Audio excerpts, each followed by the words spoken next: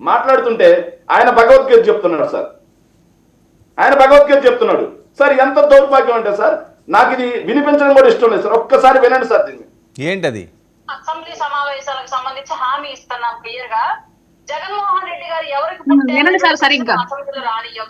జగన్మోహన్ రెడ్డి గారి పిల్లలు ఎవరికి పుట్టారనే ప్రశ్న మేము అసెంబ్లీలో రానియం. జగన్మోహన్ రెడ్డి గారికి భార్యలు ఎంతమంది ఉన్నారు, భార్య ఏతర సంబంధాలు ఎన్ని ఉన్నాయి, ఎన్ని ప్యాలెస్లు ఉన్నాయి సార్. సార్ అసెంబ్లీకి వస్తే విన్నారా సార్? కాదు, అది ఎవరిదో అరుణ గారు వాయిస్ లో ఉంది కదా. రాయపాటి అరుణ గారు వేరే ఛానల్లో చర్చ మాట్లాడిన మాట. సరే, ఆవిడేదో అడుగుతున్నారు, సమాధానం చెప్పండి శేఖర్. నేను చెప్తాను సార్. నేను చెప్పిన తర్వాత ఆవిడ మాట్లాడమనండి. నేను చెప్పిన తర్వాత మాట్లాడమను. Okay okay. నేను అడిగిన తర్వాత ఆవిడ టైం వచ్చిన సమాధానం చెప్పండి. ఆగండి సార్. ఒక పార్టీ అధికార ప్రతినిధిగా చర్చా కార్యక్రమాల్లో కూర్చొని జగన్మోహన్ రెడ్డి గారు ఎవరికి పుట్టారో అని మేము అడగం. వాళ్ళ పిల్లలు ఎవరికి పుట్టారో మేము అడగం. ఆయనకి భార్యేతర సంబంధాలు ఏమున్నాయో మేము అడగం. ఎంతమంది భార్యలను మేము అడగం. అక్రమ సంబంధాలను మేము అడగం. మీరెవరమ్మా అడగడానికి? మీరేమన్నా ఎమ్మెల్యే అసెంబ్లీలో కూర్చొని అడగడానికి? మీరేమన్నా ఎమ్మెల్సీనా?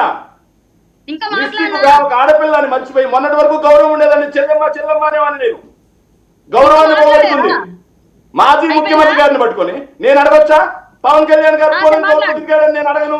పవన్ కళ్యాణ్ గారు నేను అడగను. పవన్ కళ్యాణ్ గారు ఎలా తిరిగాడని నేను అడగను. పవన్ కళ్యాణ్ అన్నగారి పిల్లల గురించి నేను అడగను. అన్ని అనేసి నేను అడగను అంటే సరిపోతా?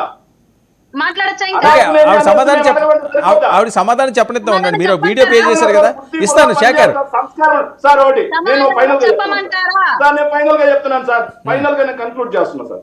సార్ ఇట్లా సార్ పవన్ కళ్యాణ్ గారు మాట్లాడిన అబ్యూజింగ్ లాంగ్వేజ్ కి, ఏదైతే శ్వేతారెడ్డి గారు మాట్లాడిన దానికి, కిరా కార్పి మాట్లాడిన దానికి, అదే విధంగా సీమరాజు అని ఒకరు మాట్లాడిన దానికి, ఇప్పుడు రాయపాటి అరుణ గారు మాట్లాడిన దానికి ఏ సెక్షన్ కింద కేసు బుక్ చేసి అరెస్ట్ చేసి బొక్కలేస్తున్నారు సార్.